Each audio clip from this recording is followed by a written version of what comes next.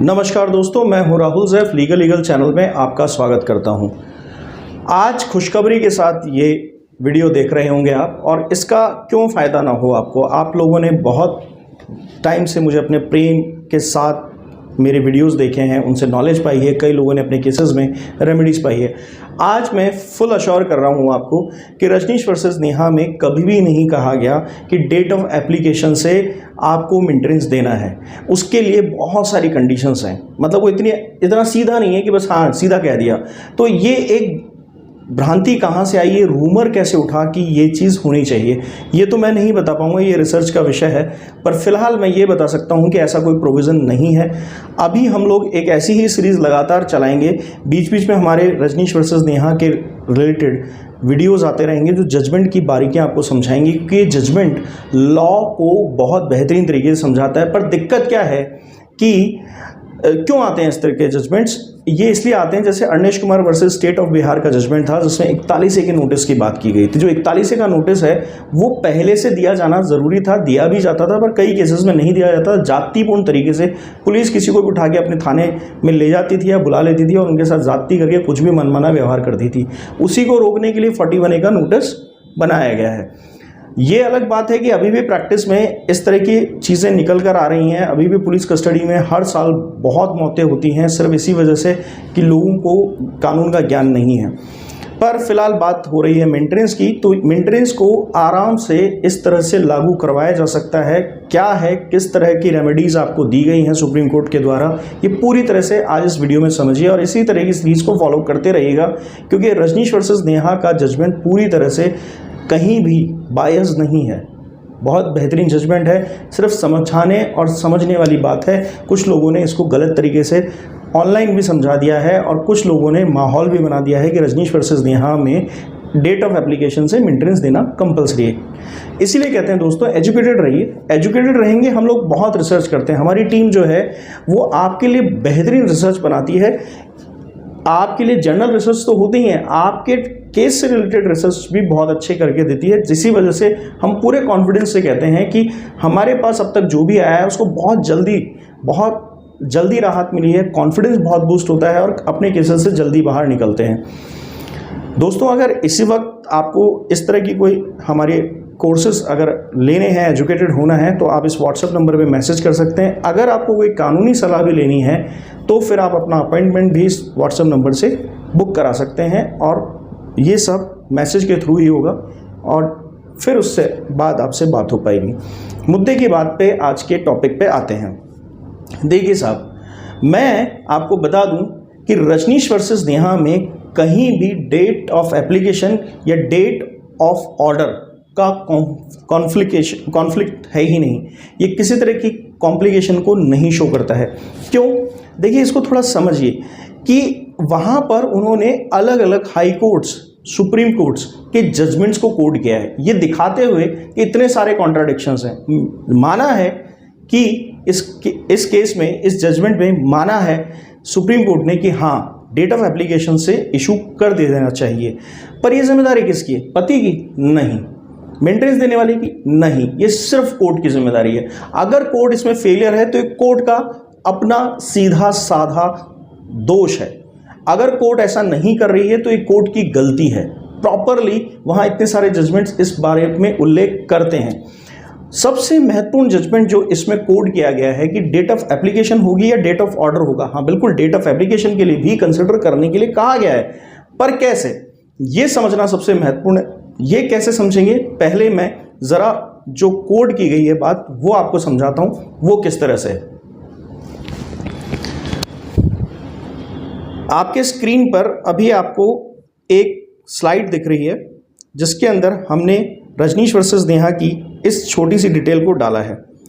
इसमें लिखा हुआ है, from the date of order the second view of the maintenance out to be awarded from the date of order is based on the that the general rule is to award maintenance from the date of order and the grant of maintenance from the date of application must be the exception.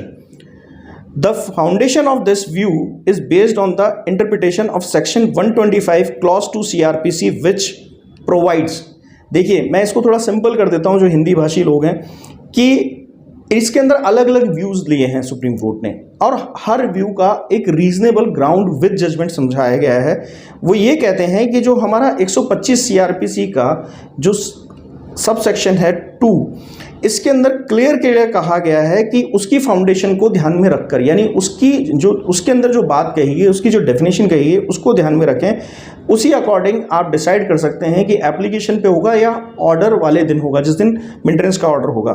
तो अब इसको define करने के लिए इन्होंने जो reference नीचे लिया है वो ये है, any such allowance for the maintenance or interim maintenance and expenses for proceeding shall be payable from the date of the order. ये तो वही बात आ रही है कि कोई भी अलाउंस या कोई भी जो मेंटेनेंस से रिलेटेड जो भी प्रोविजंस ग्रांट किए गए हैं वो डेट ऑफ ऑर्डर से एक्टिव होंगे, और if so ordered from the date of the application, अगर डेट ऑफ एप्लीकेशन से अगर उसे ऑर्डर किया जा रहा है तो फिर क्या होगा, for maintenance or interim maintenance, चाहे मेंटेनेंस के लिए हो और चाहे इंटरिम मेंटेनेंस के लिए हो, and expenses of proceeding as the case may be, emphasis supplied.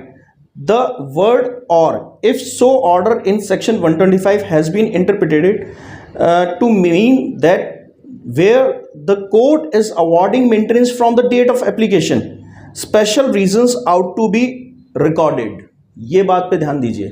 सबसे ज़रूरी चीज़ ये है कि अगर डेट ऑफ एप्लीकेशन से, वैसे तो डेट ऑफ ऑर्डर ही सही है, ये माना गया है कि डेट ऑफ ऑर्डर ही सही है, उस दिन से मेंटेनेंस ग्रांट होना चाहिए, पर अगर डेट ऑफ एप्लीकेशन से कहा जा रहा है तो वहां पर स्पेशल रीजन जो है वो कोड करना पड़ेगा, बताना पड़ेगा, और इसके लिए स्पेशल एम्फेसिस अप्लाई करने की बात की गई, यानी जोर देने की बात कही गई। आप स्पेशली इसको फोर्सफुली वहां पर डिटरमाइन करेंगे रीजन को, उसको स्थापित करेंगे रीजन को, कि हम इस स्पेशल रीजन से जो डेट ऑफ एप्लीकेशन जो है मेंटेनेंस का वो दे रहे हैं।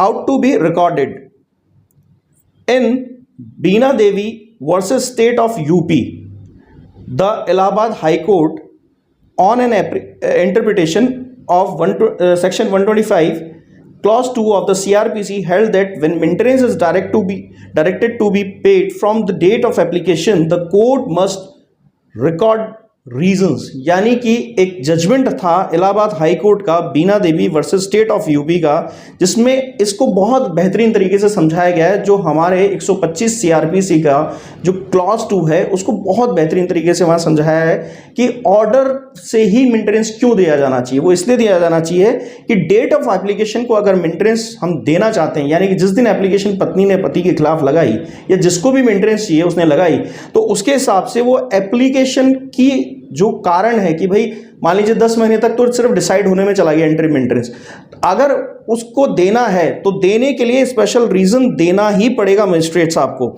ऐसे डायरेक्ट नहीं होगा, यानी एक रिकॉर्डेड रीजन वहां होना चाहिए। खाली मेंटेनेंस है, अब खाली मेंटेनेंस दे देते हैं और कोई ऑर्डर नहीं है उसके अंदर, प्रॉपर्ली रिकॉर्डेड कोई रीजन नहीं है उसके अंदर ऑर्डर के साथ, तो फिर क्या होगा। इसके लिए भी कहा है if the order is silent, order is silent मतलब without reason, if the order is silent it will be effective from the date of the order। अगर वहां ऑर्डर साइलेंट है तो फिर वो इफेक्टिव रहेगा डेट ऑफ ऑर्डर से ही, ठीक है। यानी कि वहां पर कोई रीजन अगर प्रॉपरली नहीं दिया गया है, ऑर्डर को साइलेंटली कह दिया गया है बस हाँ जी दे दीजिए मेंटेनेंस और एप्लीकेशन से देंगे, तो वो नहीं माना जाएगा। वो इफेक्टिव कब रहेगा, जिस दिन ऑर्डर किया गया उसी दिन से। For which reason need to be recorded, ठीक है। तो ये अगर नहीं है तो फिर वो रिकॉर्ड होना चाहिए था, और नहीं है तो फिर ऑर्डर से ही कंसिडर किया जाएगा। The court held that section 125 CrPC is prima facie clear that maintenance shall be payable from the date of the order. मेरे दोस्तों आपको समझना पड़ेगा ये कहानी क्या है। मैं इसको थोड़ा सिंपल कर देता हूं। अभी तो क्या है कि डेफिनेशन में आप थोड़ा फोकस कर रहे थे, आप कुछ ढूंढने की कोशिश कर रहे हैं, मैं इसको सिंपल करता हूं। वो रीजन, वो स्पेशल रीजन की बात क्यों गई है, वो इसलिए की गई है पत्नी को छोड़ा गया, यानी कि पत्नी को दो चीज पे 125 सीआरपीसी फोकस करता है। मेंटेनेंस चाहे पति भी पत्नी से ले रहा हो या फिर पत्नी पति से ले रही हो या फिर माता पिता को चाहिए या बच्चों को चाहिए, ये सब आते हैं इसके अंदर 125 सीआरपीसी में। ये पत्नी के लिए नहीं बनाए, ये जेंडर बायस लॉ है ही नहीं। तो इसमें अब आप समझिए कि दो वर्ड यूज किए गए हैं, एक तो रिजेक्ट और एक रिफ्यूज। अगर पत्नी को किसी तरह से निग्लेक्ट किया गया है, रिजेक्ट किया गया है कि साहब मैं आपको नहीं दूंगा मेंटेनेंस, और रिफ्यूज किया गया, अगर निग्लेक्ट कर रहा है पति तो भी, और अगर रिफ्यूज कर रहा है मेंटेनेंस देने से तो भी, तो पहली बात तो जब ये बात मैं पिछली बार भी एक दो वीडियोस में अपने कह चुका हूं और फिर कह रहा हूं कि वहां पर पूरी तरह से उल्लेखित है कि जब ये साबित कर देती है, और दोनों वर्ड्स यूज किए हैं वापस, निग्लेक्शन और रिफ्यूजल, कि जब निग्लेक्ट और रिफ्यूज करने की बात साबित पत्नी मजिस्ट्रेट के सामने कर देती हैं, तब मजिस्ट्रेट को यह पावर है कि वो उसको इंटरिम मेंटेनेंस का प्रावधान करे, मेंटेनेंस दिलाने का प्रावधान करे। अब यहां स्पेशल रीजन नहीं है। जब स्पेशल रीजन नहीं है तो फिर आप बीना देवी वाले इस जजमेंट को बकायदा कंसिडर कर सकते हैं इलाहाबाद हाई कोर्ट वाले को, और बकायदा कह सकते हैं कि देखिए ये उल्लेखित है किसके अंदर, ये रजनीश वर्सेस नेहा के जजमेंट में उल्लेखित है, क्लियर कहा गया है कि अगर पत्नी निग्लेक्टेड है, रिफ्यूज है कि उसको मेंटेनेंस नहीं देना है, तो उस सूरत में वो कारण साबित कर चुकी है, तो ये स्पेशल रीजन हो गया है जो जिससे कि बकायदा मजिस्ट्रेट साहब संतुष्ट हो गए हैं, तब उसे डेट ऑफ एप्लीकेशन से मेंटेनेंस दिया जाएगा। अगर वो वहां पर अपने 125 सीआरपीसी का ये जो क्लॉज 2 है, यही वो चीज आपको प्रोटेक्ट करता है कि डेट ऑफ एप्लीकेशन से दिया जाए या आपको डेट ऑफ ऑर्डर से दिया जाए। तो अगर आपके केस में जो झूठा केस लगाती हैं पत्नियां और इंटरिम मेंटेनेंस मांगने के लिए 2-2 साल चलती रहती हैं, उसके बाद एक भारी भरकम एरियर डेट ऑफ एप्लीकेशन के नाम पर आप पे थोप दिया जाता है रजनीश वर्सेस नेहा का हवाला देते हुए, तब आप एक ऑब्जेक्शन वहां फाइल कर सकते हैं कि मेरी पत्नी ने कहां साबित कर दिया कि मैंने उसे निग्लेक्ट किया है, रिफ्यूज किया। कई पति तो इतने सारे सबूत लेके कोर्ट में घूम रहे होते हैं, तो आप भिड़ सकते हैं, क्वैश करा सकते हैं। क्वैश नहीं करा सकते तो इसको फॉर्मेट करा सकते हैं एरियर के ग्राउंड पे। यहां तक कि मैं अगली सीरीज में यह भी लेकर आऊंगा कि इसमें पूरी तरह से मजिस्ट्रेट साहब की गलती है। अगर 2 साल का एरियर, 4 साल का एरियर, 5 साल का एरियर पति पे बन गया तो इसमें पति की कोई गलती नहीं है, इसलिए वो डेट ऑफ एप्लीकेशन से अपना मेंटेनेंस नहीं दे सकता। ये ग्राउंड आप रखिए अपने पास। अगली सीरीज में मैं आपको बेहतरीन तरीके से समझाऊंगा कि आप इंटरिम मेंटेनेंस लग जाने के बाद भी फटाफट उसे कैसे खत्म करा सकते हैं। ये उसका ग्राउंड रहेगा वीडियो का। और दूसरा ग्राउंड ये रहेगा कि अगर आपकी पत्नी साबित नहीं कर रही है तो उसे कैसे खारिज करा सकते हैं। जरूर इस सीरीज के अंदर अब अगले वीडियो का आप वेट कीजिएगा। हम रिसर्च कर रहे हैं, बहुत लंबा जजमेंट है, आगे पीछे भी देखना पड़ता है, तो ज्यादा उत्सुकता मत दिखाइएगा कि 2-3 दिन बाद मैसेजेस में आके इनबॉक्स में आप लिखना शुरू कर दें कब ला रहे हो, कब ला रहे हो। लाएंगे, हमें आपकी चिंता और फिक्र रहती है, आपको पता भी है ये सब। तो दोस्तों, आपको इस पूरे जजमेंट में क्या समझ में आया, ये आपको मुझे आज कमेंट सेक्शन में बताना है। अपने जोश को, खरोश को, जो लोग उन्माद ना दिखाएं, उसके अलावा बाकी गंदा ना बोलें, उसके अलावा अपना जोश वहां दिखा सकते हैं। दोस्तों, लाइक कर दीजिएगा, शेयर कर दीजिएगा और ज़्यादा से ज़्यादा लोगों को फैलाइए, क्योंकि ये अफवाह बुरी तरह लोगों के दिमाग में चढ़ चुकी है कि रजनीश वर्सेस नेहा का जजमेंट कहता है डेट ऑफ एप्लीकेशन से मेंटेनेंस देना पड़ेगा। बिल्कुल गलत है। इसका हमने एक फॉर्मेट भी बनाया है और उस फॉर्मेट को आप यूज़ कर सकते हैं इस जजमेंट के खिलाफ, अगर आपके खिलाफ कोई गलत ऑर्डर हो गया है तो। Thank you.